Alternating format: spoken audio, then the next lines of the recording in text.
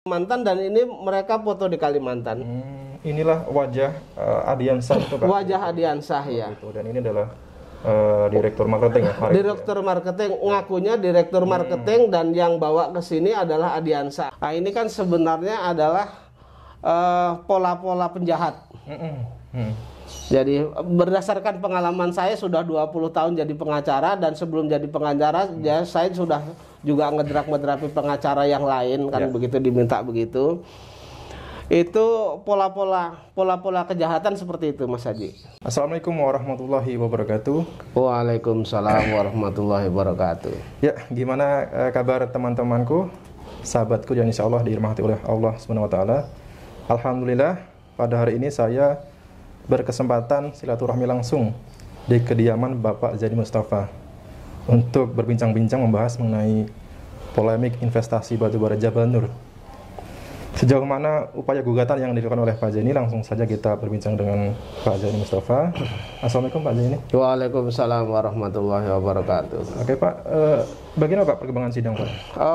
Kemarin kan sidang tanggal 15, hari Selasa tanggal 15 Maret 2022, kemarin sidang yang kedua Mas. Oh gitu. Sidang yang kedua, agendanya kan dari sidang 1 bulan sebelumnya itu agendanya tetap masih verifikasi, manggil yang tidak datang agar datang kan begitu. Ternyata tidak, tergugat 1, tergugat 2 itu tidak datang.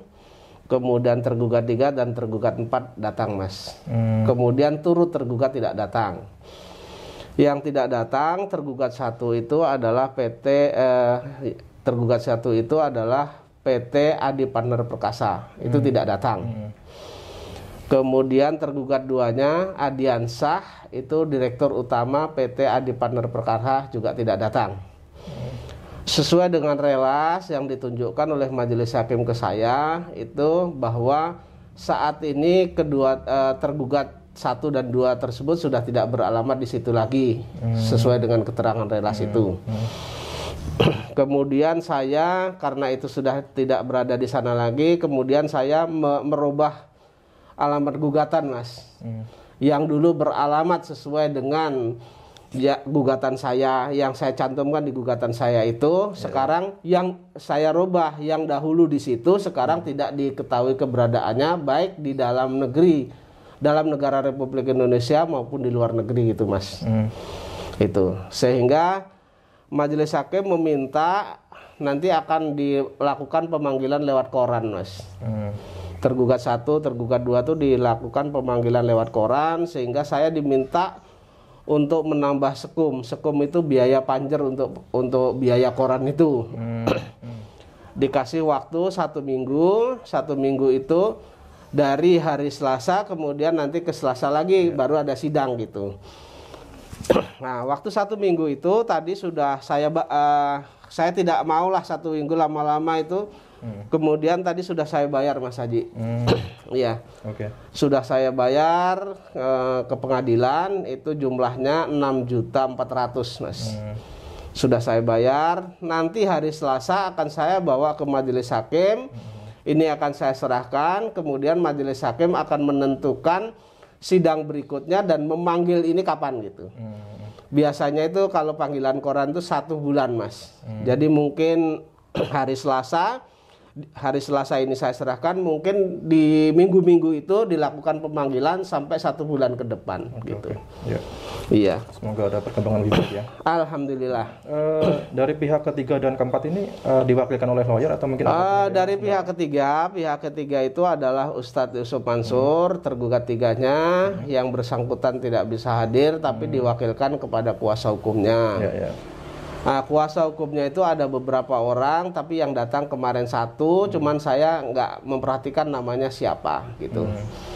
Kemudian diverifikasi lagi oleh majelis hakim terkait dengan kelengkapan edikat pengacaranya, itu masih ada kekurangan. Ada beberapa orang yang belum mencetorkan edikatnya, sehingga nanti majelis hakim kemarin meminta untuk minggu depan itu harus sudah diserahkan seluruhnya sidang berikutnya.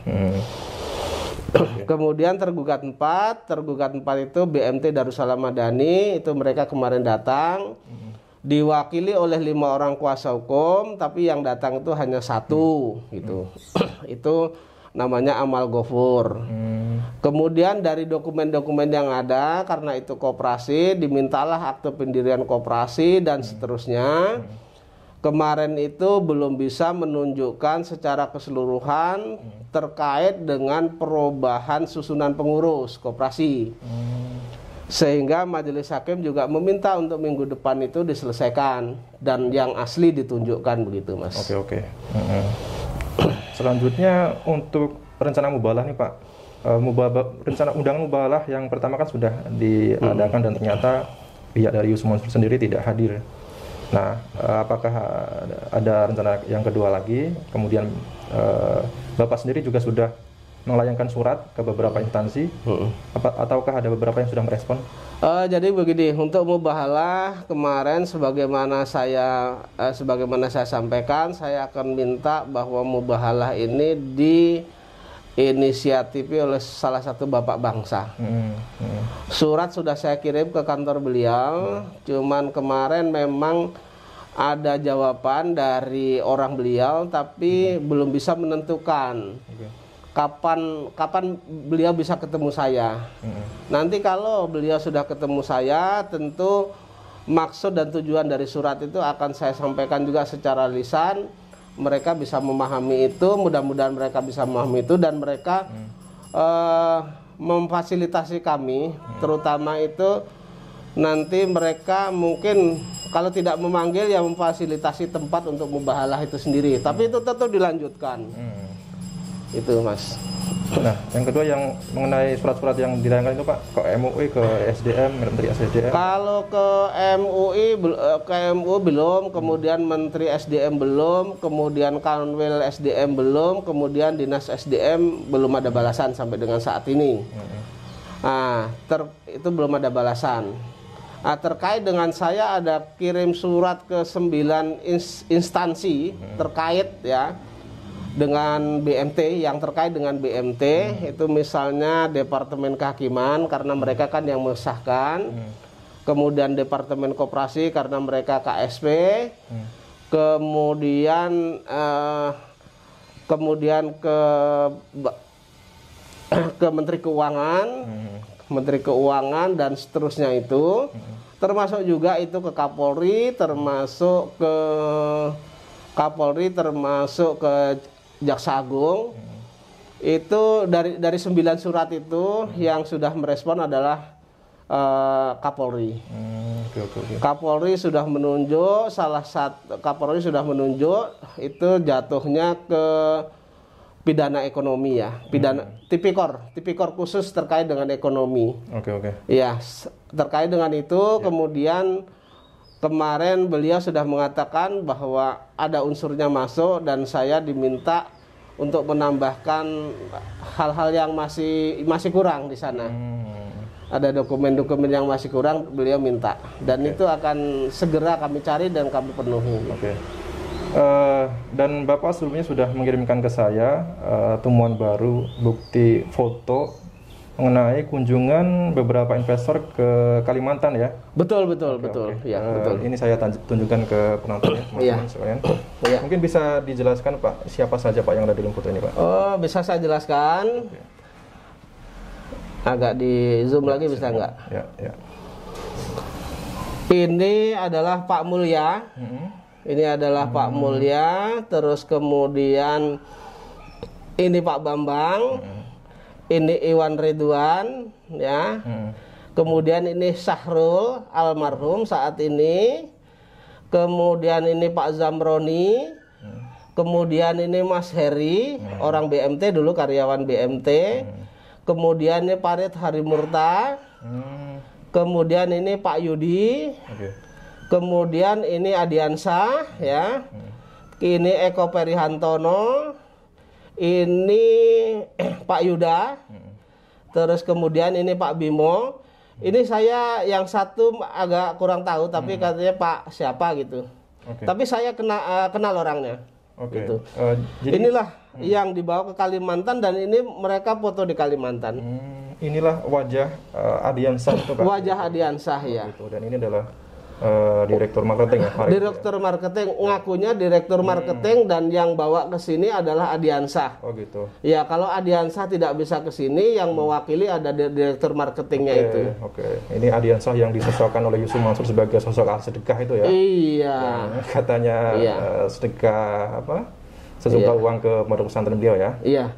Oh gitu. Jadi diharapkan ini bisa dimunculkan Pak ya. Bisa itu dipanggil kan lewat koran nanti. Dipanggil oleh pengadilan bahwa ada gugatan, beliau datang atau tidak, akan mempergunakan hak atau tidak itu terserah beliau. Tapi akan dipanggil secara resmi oleh pengadilan. Oke. Gitu. Alhamdulillah juga ternyata ada Bapak Bambang dan Pak Zamrun di foto ini sekaligus memberikan bukti bahwa narasumber yang saya wawancari memang bukanlah sekedar fitnah, memang benar fakta begitu Pak ya. Iya, betul. Iya. Tidak ada fitnah di sini. Iya, gitu. Bahkan bukan 100%, 1000% itu real kok, bener adanya. Bahkan kita berani mengajak mubahalah gitu. Oke. Kemudian dari pihak BMT perkembangannya bagaimana? Apakah ada pihak yang sudah merespon? Kalau dari pihak BMT tidak ada respon sama sekali. Iya. Sayang sekali, padahal BMT ini adalah pintu masuk untuk membongkar. Itu yang saya herankan Mas Haji. Yang saya herankan kan sebenarnya kalau tidak ada BMT kita juga tidak setor uang ke BMT kan. Begitu. Nah, BMT ini yang seharusnya adalah sebagai sebenarnya yang punya hajat ini BMT kan. Ya kan, seharusnya mereka yang punya hajat, mereka lah yang cuci piring. Iya. Nah, sekarang ini kan kenapa saya harus berani cuci piring? Ini kan karena ada teriakan-teriakan dari jamaah yang mulai kesulitan keuangan dan lain sebagainya, dan agak tua, ada yang pensiun dan lain sebagainya. Dengan diamnya BMT ini saya juga menyayangkan Mas Haji gitu. Justru terkesan menutupi ya?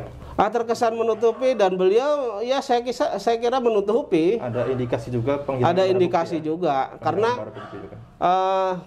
pada saat Ustadz Yusuf Mansur itu berceramah di sini gitu ya, di Masjid Darussalam ini, BMT itu kan sebagai panitianya. Jadi dokumentasi baik foto maupun slide dan lain sebagainya itu ada di BMT Mas Haji. Ada di sana harus. Ada di sana Mas Haji. Iya. Tapi belakangan mereka mengatakan terhapus begitu. Mereka mengatakan terhapus, tapi itu bohong besar itu Mas Haji. Atas inisiatif siapa ya? Atau mungkin ada seseorang yang merintah ya Pak ya? Ini semua kan pengurus BMT ini. Oke. Yang ada di foto ini kan pengurus BMT. Kemudian bicara soal keterlibatan Yusuf Mansur juga Pak. Ini kan aneh juga Pak menurut saya Pak ya. Yusuf Mansur itu yang presentasi, kemudian mengajak jamaah juga, dan juga bercerita ya bahwa Adiansah ini adalah sahabatnya, disebut sebagai ahli sedekah. Kemudian Yusuf Mansur sendiri merasa malah jadi korban Pak. Merasa menjadi korban, dan sesuai yang saya dapat dari narasumber yang lain, bahwa Yusuf Mansur malah membawa pengacara Pak setelah investasi bermasalah, dan seolah-olah dia pasang badan untuk PT Adipanta Perkasa Pak. Bukannya pasang badan membela jamaah atau terdepan melakukan gugatan atau pelaporan. Menurut Bapak bagaimana? Itulah yang menjadi kemarahan saya pada saat Ustadz Yusuf Mansur itu terakhir datang, itu kumpul, kemudian di global, di aula global itu kalau nggak salah ya, Legenda Wisata, bahwa mereka berdalih, mereka kan hanya mengenalkan saja gitu. Ini ada investasi bagus, saya hanya mengenalkan. Nah, sekarang ini kondisinya tidak bisa bayar, kok saya disalahkan itu. Itu kan bertolak belakang dengan pada saat presentasi Mas Haji. Pada saat presentasi mereka dengan gagah mengatakan bahwa beliau diangkat sebagai komisaris di sana. Jadi saya kira kalau mereka komisaris, tentu mereka juga tahu dong.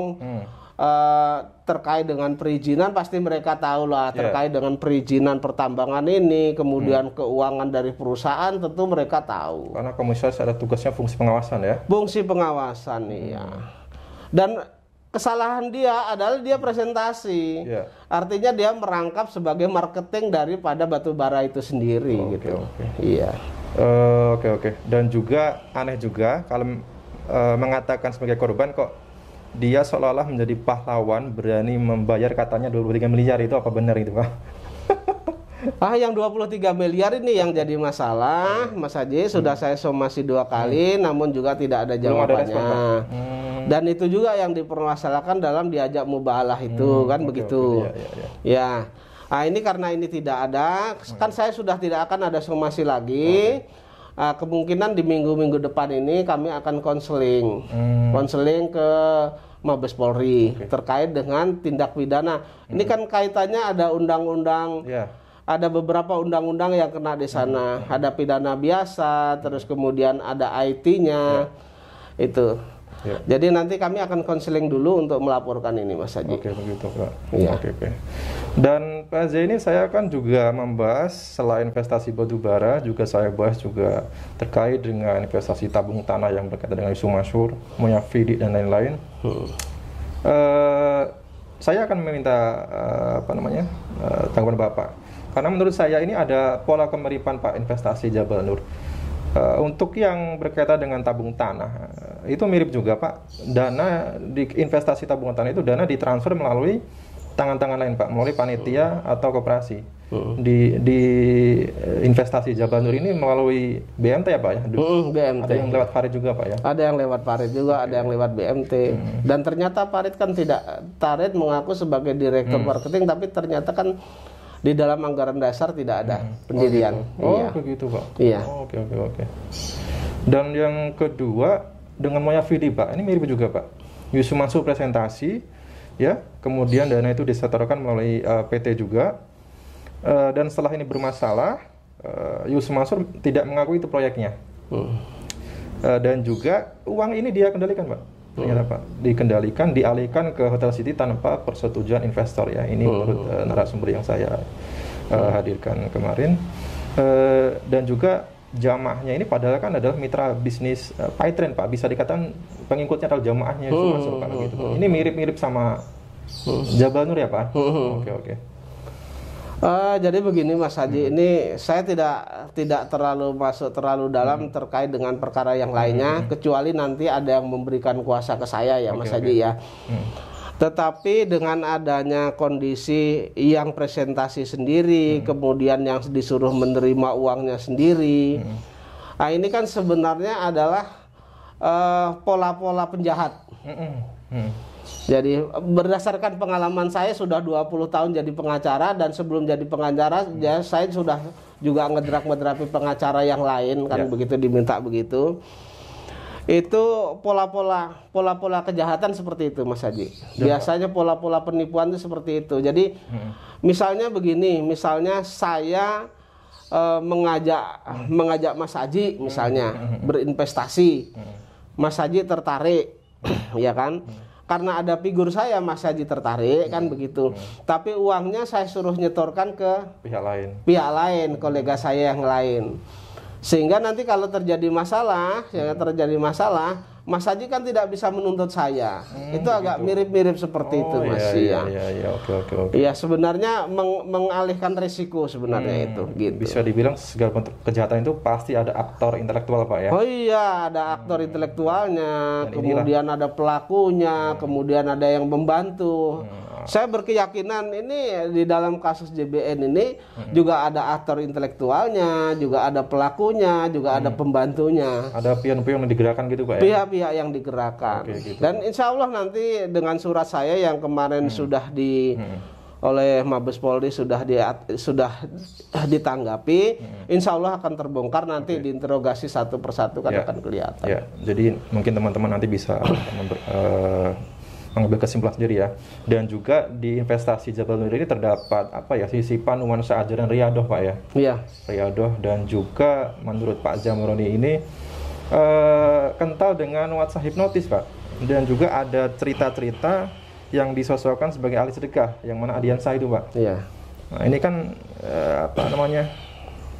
sangat cenderung seperti gaya-gaya Yusuf Mansur ya dalam ceramahnya. Nah kebetulan saya juga mengangkat mengenai kasus umroh ya, janji umroh ya, di mana ada mantan marbot MNC di situ mengaku pernah dijanjikan umroh ya, dan merasa menjadi korban sandiwara oleh Yusuf Mansur dan juga dalam hal ini adalah seorang pengusaha bernama Mas Mono ya.